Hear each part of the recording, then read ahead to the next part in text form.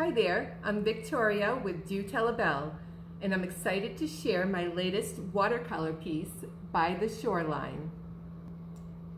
Created for the second annual Paint Pink exhibition at the new studio for the visual arts in Jupiter, Florida, this serene beach scene, painted in delicate shades of pink and blue, was inspired by the beauty and tranquility of Florida beaches.